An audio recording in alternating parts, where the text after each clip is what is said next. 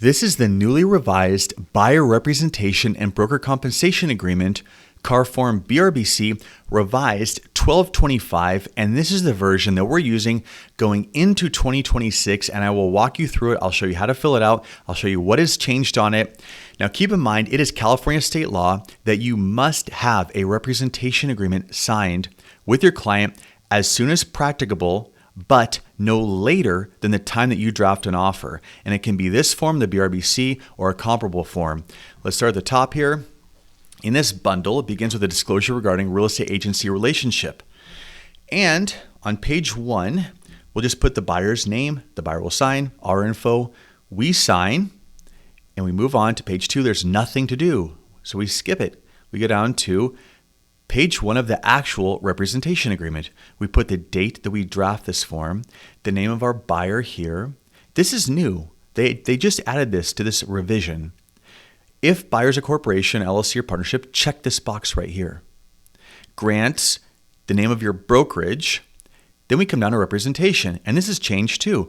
Remember before on the last version, it told you this representation period can't exceed 90 days. Well, they don't tell you that now. Instead, they basically have a provision to make it foolproof.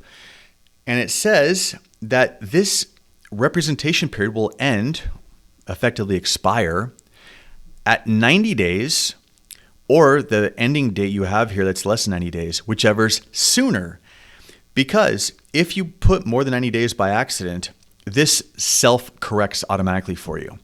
Make sure your beginning date and ending date are both on here, because if you leave one off, this form can be null and void. You must have both dates here, beginning and ending. And unless your client's exempt, make sure it doesn't exceed 90 days total. Type of representation. This is a point of contention because in the past, I was a big advocate of exclusive representation. Now I'm not. Now, if I were filling this out myself today, I would leave it default, non-exclusive, because of things I've seen in the meantime of agents getting trapped with buyers that they want to get rid of, but the buyer wants to keep them locked into the contract and is asking them. And in general, I'd probably have a script where I'd say something like, I am so good at what I do, or you will like how I work for you so much that I do not need to lock you in with an exclusive representation. If another agent's asking for that, don't trust them. I would have some sort of script that would villainize other agents when they offered exclusive representation on their agreement. And I would say non-exclusive, and I will prove to you, I will make it exclusive because you'll only want to work with me. That's how good I am. I would have some script like that with my buyers, and I'd leave it non-exclusive. You can protect yourself with a non-exclusive representation. I'll show you how below. Property type. This is the same, still written poorly. By default, single-family residential. If you leave it alone, it automatically covers single-family homes. Then they have this ridiculously placed verbiage, or if checked, SFRs are excluded. Okay, why are we putting that right there, people? Oh gosh, okay. So leave that alone. Don't ever check this thing. I mean, really? You're excluding something? Why? Including, and then it goes from excluding here back to including condominiums and manufactured homes. Okay, whatever. Check anything that applies, because by default, SFRs and condominiums are included. Okay. Is it possible someone might buy a duplex? It could happen. Just check it. Better to be overly cautious, in my opinion. And if not, just leave it alone, and SFRs and condos are covered. Don't bother with excluding this. It's nonsense. All right, location. This is a tricky one because I see these blank a lot, which I think is terrible, quite frankly.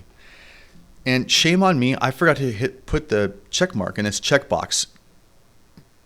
Shouldn't be a checkbox there, but whatever. So if there's a checkbox there, check it.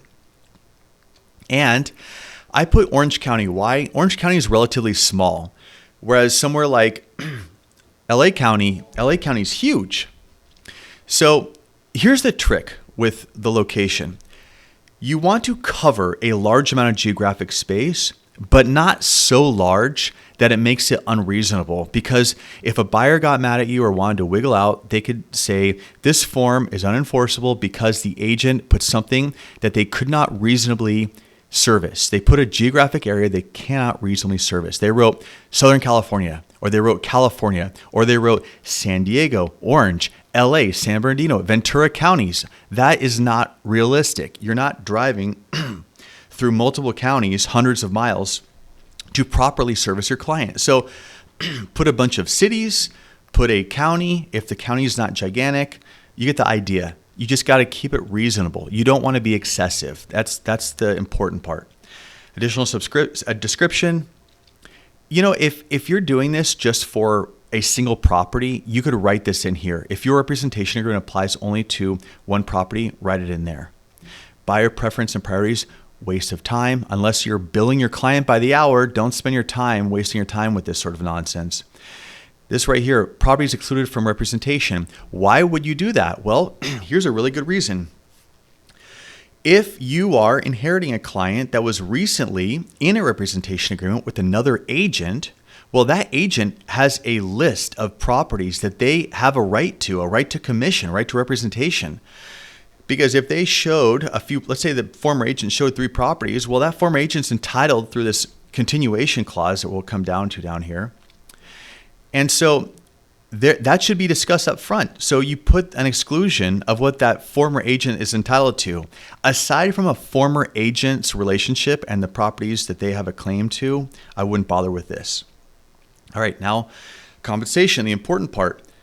Do not put a low number here. Do not put an ambiguous number here. Do not put a number here that changes based on another variable. It must be definitive. Let me explain that. When I say about keeping things within reason with, let's say, location or putting the beginning and ending date or even compensation, these are things a buyer can use against you if they want out. And they can say that you didn't fill this out properly, it was unreasonable, and therefore is null and void. I've seen it happen. I do compliance for hundreds of transactions a year, and I've seen it all. I really have, or at least I think I have, and then I get surprised with a new thing. But here's the tricky part about compensation. You don't want to put a low number because that's the most you can make. You cannot ask for more on the purchase agreement than what you put here. That's why you need to put the highest number possible. If you put 1% here, you are forbidden from asking for more than 1% on the purchase agreement. If you put 0.5%, that is the most you can ask for. You cap your commission here. So put the highest number. And you can't put some number like, I've seen agents do creative nonsense. That's why I'm saying don't let it be ambiguous. Keep it definitive. And don't put something that can change based on or whatever the seller will pay. The seller, you cannot put on the BRBC that the seller is going to pay something. That's very bad. I could talk at length about that, but I'm just telling you now, put the highest number you can. If a buyer freaks out that you here's the crazy part. The seller is going to pick up the tab. That's in 99% of cases, the sellers pick up the tab. If a buyer freaks out over this, you need to re-examine whether or not you want to work with that buyer. And you have to set boundaries with buyers. So put a number like 2.5 or 3%. Now, someone asked on a video if they should always put 3%. And I said, look, if you're not going to ask for 3% on the purchase agreement, then don't. If you're only going to ask for 2.5% on a purchase agreement, then just put 2.5% here. But put whatever the high end is, because that's what you're asking for, and you can't ask for more than that. So that's my point. Just put whatever the most is. And again, no variable like, if this happens or whatever the seller's going to pay, that is unenforceable, non-compliant, high risk nonsense. And if your buyer's getting nervous, read this to them slowly, multiple times if necessary. That basically you're going to ask that the seller reimburse this number here and that it's credited to the buyer's obligation. Now, one last point that's going to come up. What if you put a number 3% here and the seller only pays 2% on the RPA. They counter out your 3% you ask for on the purchase agreement, and they're only going to pay you 2%. Now, your buyer, if they're thinking clearly, might say, well, I don't want to be on the hook for that discrepancy. Seller's only going to reimburse me 2%. This right here says that whatever you get from the seller is credited toward what I owe you. Well, I don't want to be obligated to pay the difference. Now, you as an agent are at a crossroad. You can choose to charge your client, the buyer, for services rendered. I know it's a radical idea, but if you want to waive that discrepancy, you can do it, but it has to happen after the fact on a modification of terms form. And I have a separate video on that. Leave a comment if you want an explanation. I'll link to the video. But you can waive that difference, but it can't happen until after the fact. You cannot waive it in advance. Do not let buyers wiggle out of this obligation. It's ridiculous. The seller's picking up the tab. Any buyer that throws a fit over this, that's a red flag, people. That's a red flag that maybe you don't want to work with that buyer, because there's going to be a complete nightmare headache in the future. Now, remember how I said that you can protect yourself if it's a non-exclusive relationship? Well, this is part of it right here.